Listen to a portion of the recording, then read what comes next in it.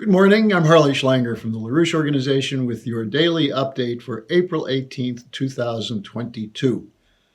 I know many of you are worried about the costs that are rising, the increasing costs of inflation, the effects of that on your budget.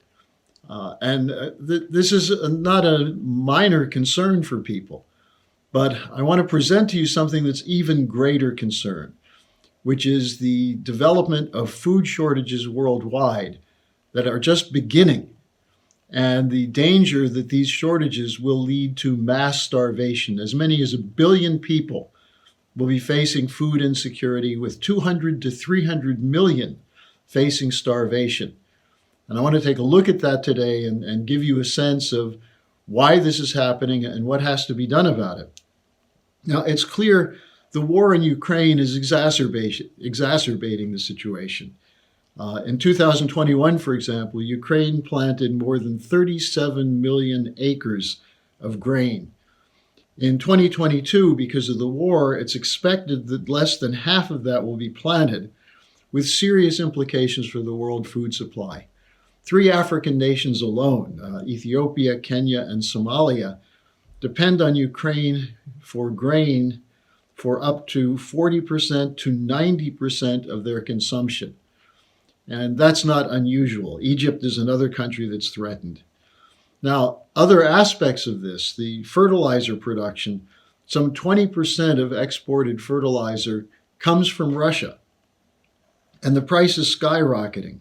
For U.S. use, for example, the cost of anhydrous ammonia is up from $226 per ton to nearly $1,500 per ton today. That's an extraordinary jump.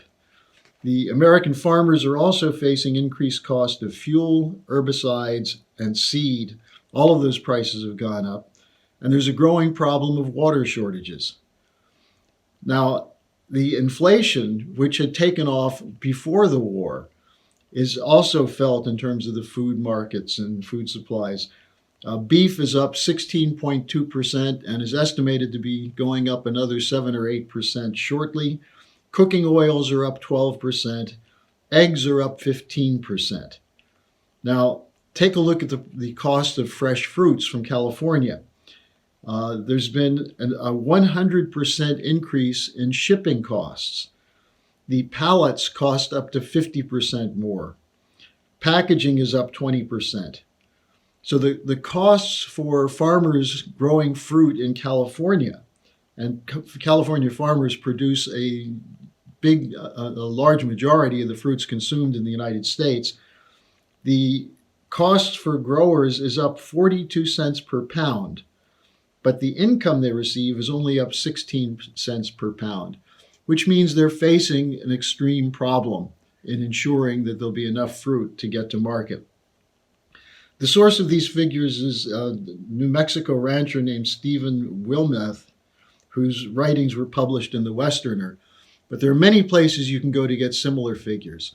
The important point here is that while the war is having an impact, it's more than the war which is threatening the global economy. The situation is worsened due to the monetary policy. It's due to the way the central banks are continuing to create a flood of liquidity while cutting credit for production. It's also the green policy, and it's also the economic warfare and sanctions, not just against Russia, but against many other countries who already were facing problems with food supply. And now it's clear that the US and the United Kingdom, along with NATO, intend to continue the war. They're not looking for a negotiated settlement. They're out to create a regime change in Russia by destroying the Russian economy. And that's just going to make things worse for the rest of the world, because the Russians are not going to sit back and tolerate it. Part of the reason for this war is the Russians had rejected the green policy as proposed by the West and the Great Reset. And as a result, they were targeted for destruction. Now, there's a response globally to this crisis. For example, in China, there have been emergency meetings to discuss how to mobilize to increase the food supply. The plan is food self-sufficiency for the 1.4 billion people who live there. And they're talking about investment to expand the amount of land that's being cultivated, and also investment in research for scientific breakthroughs to increase the yield. So the Chinese aren't sitting still. India, as a supplier of grain, has agreed, for example, to greatly increase their exports to Egypt, as Egypt is one of the countries that's affected by the cutback in shipments of grain from Ukraine. India is working with Russia and with China, is not going along with the sanctions policy, and Boris Johnson is going to go to India later this month to try to pressure the Indians to come around to support their old imperial masters. I don't think he's going to have any more success than Dalip Singh, the State Department official who was in India last week. Now, increasingly, there are people identifying the problem as related to the dollar system, which is important to recognize that this is not natural disasters or not the problems of the developing countries, but the economic policies of the advanced sector, and especially identifying quantitative easing as a cause of inflation. I'll just cite one article, for example. The Global Times, a Chinese publication, had a feature identifying what it called the, quote, highly irresponsible low interest policy of Greenspan, unquote, which they said led to the 2008 crash, and then after 2008 was continued. Instead of reorganizing the banking system, they continued to provide cheap credit to speculators. And the article goes on to say that this continuing policy is of, quote, indulging themselves in exuberance, unquote, a reference to Greenspan's talk about irrational exuberance, creating financial market bubbles with, quote, ultra low interest rates together with trillions of dollars in printed money, pumping extraordinary volumes of liquidity into the financial markets, unquote. That's in the Global Times article, while writing off investment or cutting off investment in physical economic production. So in other words, more inflation of money supply, more producing of money and financial instruments for speculation, less credit for physical production, which is what's needed now. Now, then there's an interview with the Russian economist Sergei Glaziev, who many of you know has in the past had an association with Lyndon LaRouche and LaRouche's ideas of physical economy. Glaziev was interviewed by, among others, Pepe Escobar. And he had a discussion of how the Russia-China agreement of February 4th offers a potential to create a new global financial system centered on development, that is, physical economy, instead of speculation and the bailout of speculators. Now, Glaziev's idea is LaRouche's idea of physical economy, that the function of credit from a nation is to ensure that its producers have access to the means to invest in physical expansion of their physical production.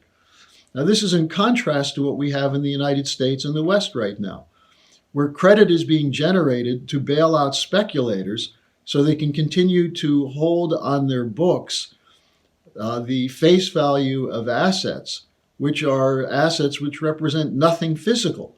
There's no longer a gold basis. There's no longer a connection to physical production. It's all a Ponzi scheme. And to keep the Ponzi scheme from collapsing, they're providing more liquidity, which is what's cheapening the value of the dollar. And at the same time, it's ensuring that the credit is going into more speculation to sustain a bankrupt system than into physical economic production.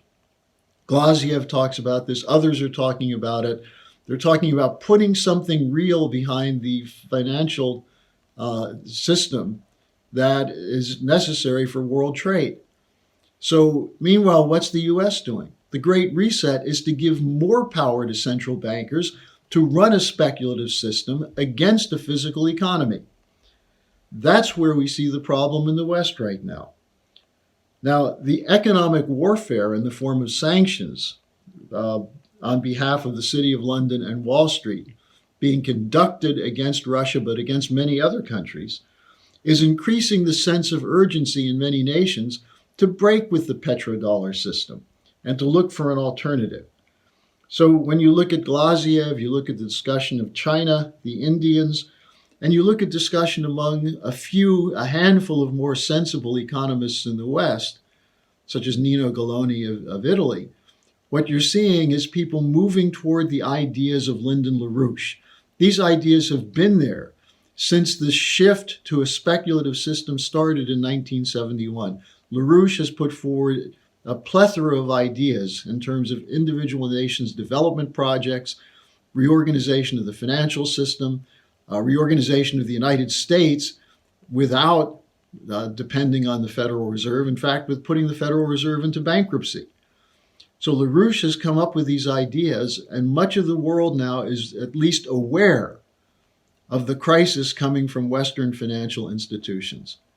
That's the cause of the potential for mass starvation.